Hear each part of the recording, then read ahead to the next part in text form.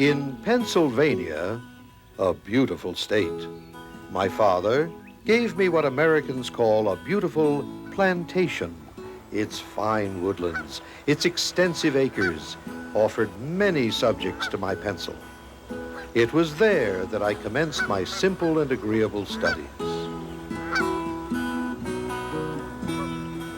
Audubon did some very significant painting in Pennsylvania, but we generally tend to think about the events that took place here at Mill Grove, which is located about 28 miles northwest of the city of Philadelphia, as being the most important aspects of his career in the state. For it was here at Mill Grove that he developed his unique style of wiring up the dead carcasses of the birds and thus bringing life to his drawings, which heretofore he felt was unachievable and he was not successful with it.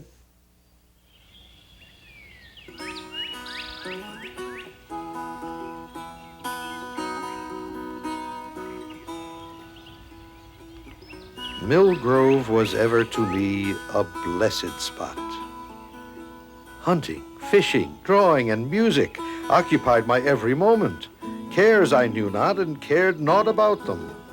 I purchased excellent and beautiful horses, visited all such neighbors as I found congenial spirits, and was as happy could be.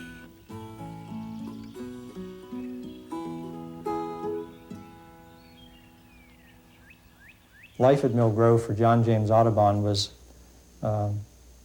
certainly a period that he would never experience again in terms of the freedom that he had, the lack of cares and responsibility. His father had provided him with a very good allowance, most of which he spent extravagantly. He tells about going into Philadelphia and buying silk breeches and the fanciest shirts that were available, and then going off wearing them into the brush to hunt, and tearing up his knickers and whatnot, which was certainly something that would happen under those conditions. He bought fine guns and fishing gear, he said, and a nice horse.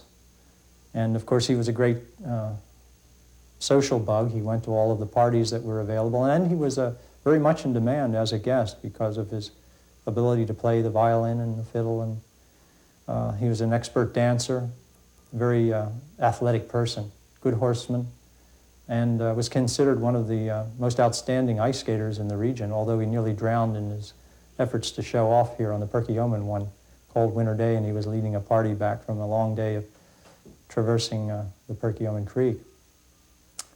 It was this freedom, I believe, that really gave him an advantage over others who might have been concerned about finances and that sort of thing, in that it unleashed his talents to develop the unique style of painting the birds wired up in the fashion that I described earlier.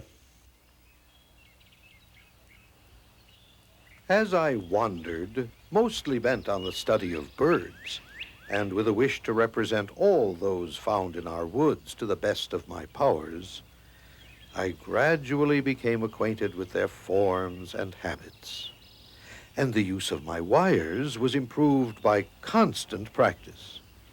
And after having collected many ideas and much material of this kind, I fairly began, in greater earnest than ever, the very collection of Birds of America.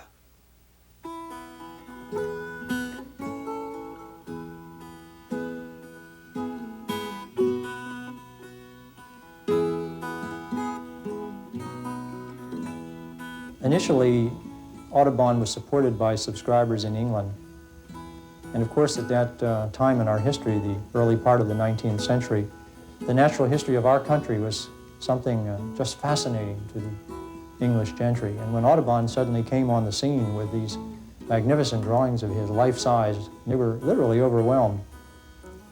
So I think what Audubon's major contribution to them at that time and to us today was that he inspired us to look upon wildlife as something other than a commodity, something to be appreciated for what it was in itself, not as something you eat or that you get sport from hunting, but just for what it is, because it's part of the environment that we all share and inevitably must depend upon.